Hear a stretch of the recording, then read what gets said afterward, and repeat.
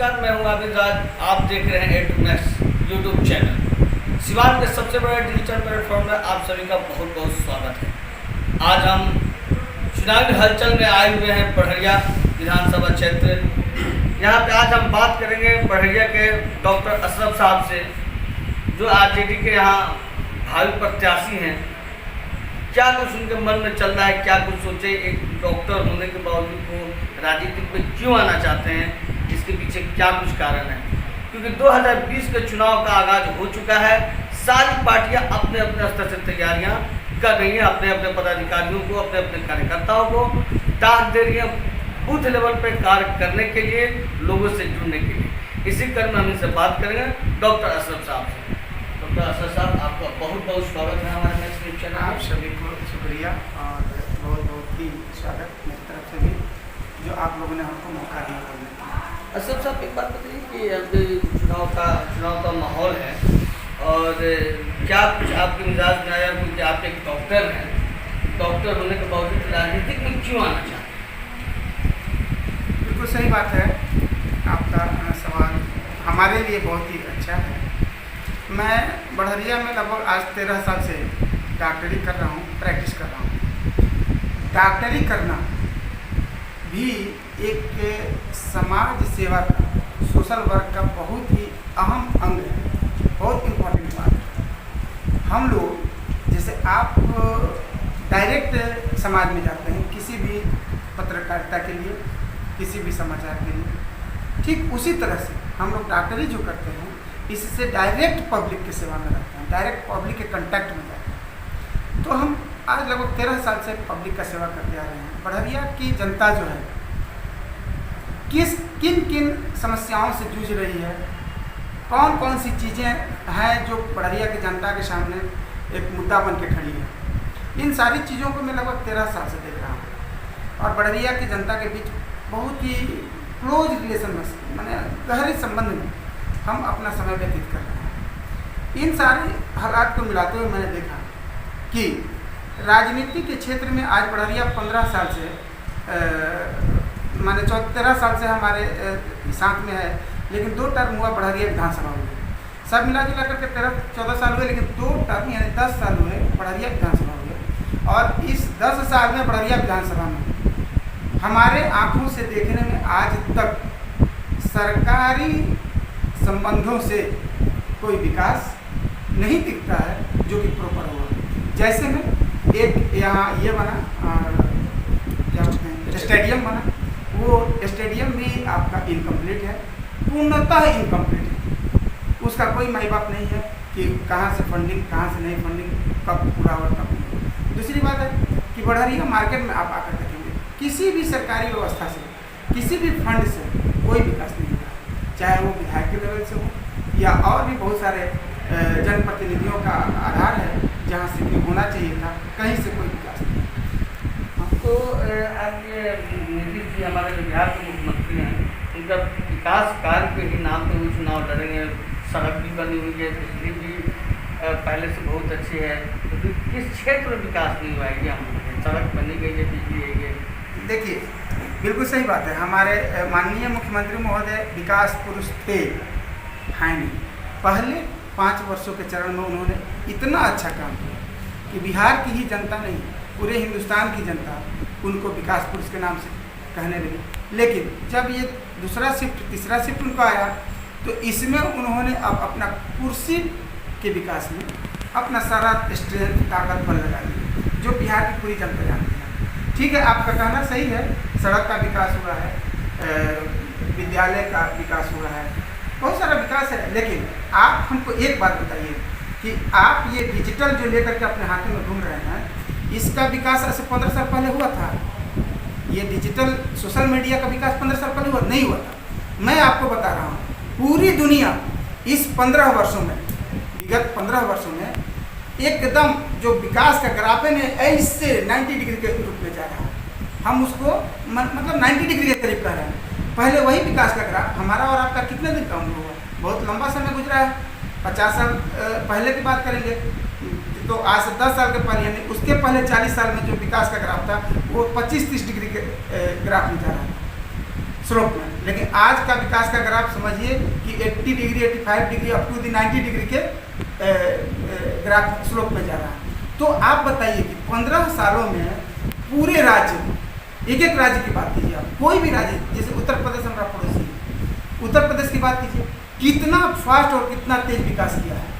आप रोड की बात करते हैं, उत्तर प्रदेश में देखिए वहाँ 14 लेन रोड बन रहा है, 12 लेन रोड बन रहा है। उत्तर प्रदेश में एक्सप्रेसवे बना, 2 पार्ट में बना। एक मुख्यमंत्री ने यहाँ तक बनाया, आगरा नहीं क्या बोलते हैं आपको, हाँ शायद आगरा तक बनाया, उसके दूसरे मुख्यमंत्री ने आपको लखनऊ तक बनाया। ये एक्सप्रेसवे जो 8-8 लेन है, 10-10 लेन है, कहीं कहीं 12-12 लेन है। तो ये सब विकास का तुलना में अपने बिहार को देखिए ना, क्या रोड बना है, क्या विकास हुआ। आज आप देखिए हर जगह चलिए, कौन सी गली, कौन सा मोड़ और कौन सा बाजार नहीं होगा जहाँ पर जाम की समस्या नहीं है, कौन सा बाजार, कौन सा गली है जहाँ पर ये पानी लगने वाली समस्या नहीं है, कौन सा रोड है जो कंप्लीट है। आप चलिए किसी भी गांव देहात के रोड में, आज बरसात के मौसम में श्योर आपके जूते खोलने पड़ेंगे, आपको पैंट अपना उठाना पड़ेगा, कुछ दूर जाइएगा ढलाई पे, उसके बाद से कुछ दूर आपको पैंट ऊपर उठा के जूता खोल के पानी हिलना पड़ेगा। ये सब कमियाँ हैं। जो भी लॉकडाउन में बाहर से प्रवासी लोग आए हुए हैं, उन लोगों के बीच में क्या कुछ आप लोग अपने पार्टी के माध्यम से संदेश देंगे। नौकरी की जहाँ तक बात है, नौकरी में रात में पिछले जो 15 साल का टर्म रहा दूसरी पार्टियों का, उसने भी रोजगार के मामले में कुछ नहीं किया, और ये भी जो 15 साल बीत गया उसमें भी रोजगार का कुछ भी नहीं हो पाया। तो क्या कुछ प्रवासियों के लिए आप लोग क्या कुछ लेके जाएंगे अपने पार्टी के मैनिफेस्टो में, क्या कुछ कहेंगे कि हम आपको रोजगार कैसे देंगे क्या? देखिए, इसका एक मिसाल मैं आपको दूंगा कि पहले आप अपने निगाहों से देखते होंगे कि जब गांव देहात में जाते होंगे तो आपको मिलता होगा एक तला मकान जिसका प्लास्टर नहीं हुआ रहता था, अब बाकी मकान दिखते थे झोपड़ी के, खपड़े। आज आप गाँव में जाकर के देखिए कि मैंने खपड़ैल और झोपड़ी तो खत्म हो चुका है। एक ताला मकान भी 100 को में 10 को मिलेगा, 20 को मिलेगा, मैक्सिमम मकान 2 ताला 3 ताला मिलेगा। हर एक मकान डेंटिंग पेंटिंग अच्छे खूबसूरती से सजा है। ये सारा विकास आप कब से देख रहे हैं? लगभग 10 वर्षों से। तो ये कहाँ से है? ये मुख्यमंत्री महोदय दी, सरकार दी नहीं। हमारे समाज के जितने व्यक्ति हैं उन्होंने बड़ी मशक्कत से प्रवासी होकर के पैसा लाए और वो अपने घर का विकास किया। प्रवासी होकर के पैसा लाए, आपके राज्य को दिया, आपके राज्य में पैसा आया, अंततः आपके राज्य का विकास हुआ। तो आप कंपेयर कीजिए कि इस 10 सालों में क्या होना था। हर एक गांव का दशा बदल गया, गांव के लोगों द्वारा प्रवासी बन करके, लेकिन हर एक गांव का दशा बिगड़ गया सरकार के द्वारा। उसका विकास का जो चाल है उसको पछुआ छाप करके क्या कीजिएगा, ये सच्चाइयाँ हैं। अब जो मजदूर हैं, तो मजदूर मान लीजिए कि इसी 10-15 साल में हमारा पॉपुलेशन एक्सप्लोजन हुआ है, बहुत से मजदूर बने हैं। तो आज की सरकार की जिम्मेवारी थी ना, पहले का परिवार जो था यहीं पे अपना गुजर बसर कर लेता था। ये गलत बात है। आपको पता होगा, हमारा और आपका जितना भी उम्र हो, आपको ये पता होगा कि पिछले 15 साल से प्रवासियों की संख्या बहुत बढ़ी है। उसके पहले प्रवासियों की संख्या कम थी। सभी लोग अपना जो जीविका था, खेती गृहस्थी थी, किसी के घर में नौकरी था, तो छोटा पॉपुलेशन में सब लोग अपना यहीं पे गुजर बसर कर लेता था। लेकिन अब जो पॉपुलेशन बढ़ा है, तो इस पॉपुलेशन के बढ़ने के कारण अब हमारा गुजर बसर इस पैसे से, इस खेती से नहीं हो पा रहा है। अब हमको अपने परिवार को चलाने के लिए प्रवासी होना पड़ा। तो हम जो प्रवासी हैं या जो भी किसान मजदूर या जो भी पॉपुलेशन है, इस पॉपुलेशन को तो मजबूरी हो गई, वो बाहर गया प्रवासी बनने के लिए। सरकार को कौन सी मजबूरी थी? सरकार ने क्यों नहीं इस बात पर विचार किया कि हमारे यहाँ पॉपुलेशन बढ़ रहा है तो हम यहाँ पर इंडस्ट्रियलाइजेशन करें, अपने पॉपुलेशन के लिए कुछ सोचें विचारें। तो ये सारी जिम्मेवारियाँ इसी 15 साल में आती हैं। आप अपने आंखों को खोलेंगे, कंपेयर करेंगे पहले के सरकार से, तो ये बात नहीं होगी। सच्चाई यही है कि इस 15 साल में जैसे हर एक व्यक्ति के परिवार का ये जिम्मेवारी हो गया, हर एक परिवार के व्यक्ति का, कि वो प्रवासी होकर के अपने परिवार को चलाने के लिए बाहर जाए, पैसा लाए, उसी तरह से यहाँ की सरकार की जिम्मेवारी थी कि 15 सालों में वो इंडस्ट्रियलाइजेशन कराए। 15 साल के पीछे 15 साल में कुछ नहीं हुआ। तो आप ये बताइए कि इस 15 साल में इतने पॉपुलेशन एक्सप्लोजन में, इतना डेवलपमेंट में होना था कि नहीं होना था? बिल्कुल होना था। पार्टी से किस तरह का आश्वासन मिला है? क्या दीदी साहब को टिकट मिलेगा? आप तो पटना गए होंगे, तो तैयारी किस तरह तैयारी चल रही है? पार्टी से क्या कुछ आपको आश्वासन?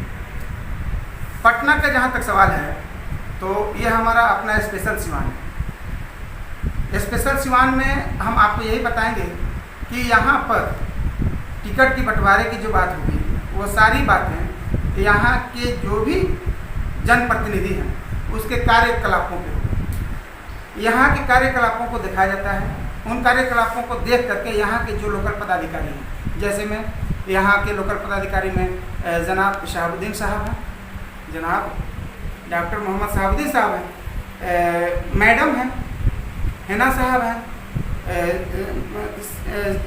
और बिहारी चौधरी जो हमारे मंत्री हैं, मंत्री रह चुके हैं, हमारे जो ये जिला अध्यक्ष हैं परमात्मा राम जी हैं, ये जितने लोग हैं ये सभी लोग यहाँ के स्टेट लेवल के पदाधिकारी हैं। बस ये जानिए हमारे लिए यहाँ के जितने पदाधिकारी हैं वो यहाँ के जनप्रतिनिधियों के द्वारा समाज के बीच में जो व्यक्तित्व ले जाया जा रहा है, समाज के लिए जो किया जा रहा है, समाज किस जनप्रतिनिधि को जानती है, मानती है, पहचानती है, समाज किसको चाहती है, इन सारी बातों को लेकर के इन लोगों के द्वारा टिकट दिया जाएगा, न कि स्टेट के द्वारा टिकट दिया जाएगा। हमारा संबंध स्टेट से भी है, हमारा संबंध जिला पदाधिकारियों से है, लेकिन मेरा मत और मेरा दिमाग यही कहता है कि सिवान जिला के सभी विधानसभा के टिकट का बंटवारा हमारे माननीय डॉक्टर मोहम्मद शहाबुद्दीन साहब के द्वारा होगा, माननीय मंत्री जी श्री और बिहारी चौधरी जी के द्वारा होगा, माननीय जिला अध्यक्ष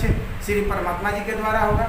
यहाँ के जितने जिला पदाधिकारी हैं वो यहाँ के लोकल जो भी क्षेत्रीय जो जनप्रतिनिधि हैं उन लोगों के कार्यकलापों द्वारा वो लोग टिकट देंगे।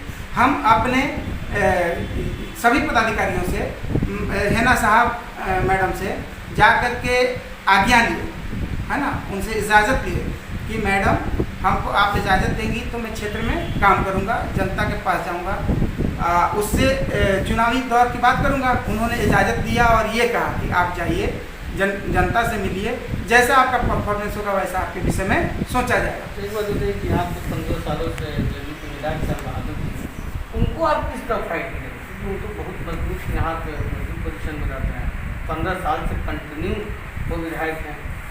देखिए 15 साल से कंटिन्यू विधायक हैं, उनको मैं कहाँ फाइट दूँगा, हमको कहाँ फाइट देना है, क्योंकि मैंने तो उनको 15 साल से विधायक नहीं रखा है, उन्हें 15 साल से विधायक यहाँ की जनता रखी है, विधानसभा क्षेत्र की जनता रखी है ना, तो हमको कहाँ उनको फाइट देना है। 15 साल से अगर यहाँ की जनता उन्हें पसंद करती है और 15 साल से जनता उनको अपना विधायक बना कर रखी है और 15 साल तक जनता उनको रखेगी। अगर जनता नहीं चाहती है, जनता उनको 15 साल से देख ली, सोच ली, समझ ली कि इनके द्वारा विकास का क्या स्पीड है, इनके द्वारा हमारे लिए क्या किया गया, सरकार से क्या क्या ला करके हम लोगों को दिए, उन्हीं को ला करके देना था। तो इस 15 साल में उनकी सारी क्रियाकलाप से भली भांति हो गई यहाँ की जनता। अब जनता को ही उनको रखना है या नहीं रखना है, जनता को ही उनसे फाइट करवाना है हमको या नहीं करवाना है। फाइट तो जनता करेगी उनसे, हमसे। हम तो जनता के बीच में गए हैं ना, जनता के बीच में हम चुनाव लड़ रहे हैं। चुनाव हम थोड़े लड़ते हैं, चुनाव तो जनता लड़ती है, वोट तो जनता देती है। तो उन्हें पस्त करना, हमें आगे लाना, ये जनता का काम है। जनता को पार्टी टिकट नहीं देती है तो आप फिर क्या करें? अगर हमको पार्टी टिकट नहीं देती है तो मैं आपको बता दूं कि मैं 1990 से जब से होश संभाला हूँ, हम अभी वोट देने के अधिकारी नहीं थे, इसके बावजूद भी हम राजद के लिए कुछ कुछ करते थे, लोगों के साथ घुमा करते थे। कहीं कहीं हमारा घर अमलोरी सरसर है, सिवान सदर विधानसभा क्षेत्र में है, तो वहाँ हम अपने माननीय मंत्री श्री और बिहारी जी के लिए हम लोग घुमा करते थे, उनका नाम लिया करते थे, वोट इस पे जाते थे, बूथ पे जाते थे। जैसे जैसे उम्र बढ़ा हम लोग हर एक एक्टिविटी किए। आज तक मैं वही करते आ रहा हूँ, डॉक्टरी करता हूँ, फिर भी मैं राजनीति में अपने आप को आंतरिक रूप से रखता हूँ, क्योंकि मैं राजद का सपोर्टर हूँ, वोटर हूँ। तो इस तरह से मैं आज तक राजद का ही हूँ, तो मैं राजद के खिलाफ कोई काम नहीं कर सकता हूँ। राजद हमको टिकट देगी तो मैं चुनाव लड़ूंगा, नहीं तो राजद का वोटर और राजद का सपोर्टर बन के रहूँगा। ये मैं हमेशा कहता हूँ, ये हमेशा से मेरे दिल में है और हमेशा के लिए रहेगा। अभी आप सुन रहे थे हमारे बड़िया के डॉक्टर अशरफ साहब से, उन्होंने साफ तौर पे कहा कि अगर राजद हमको टिकट देती है तो चुनाव लड़ेंगे, नहीं तो अन्यथा हम पार्टी के लिए कार्य करेंगे, उनके लिए जी जान लगा देंगे, तन मन धन हर तरह से हम राजद के लिए खड़े रहेंगे।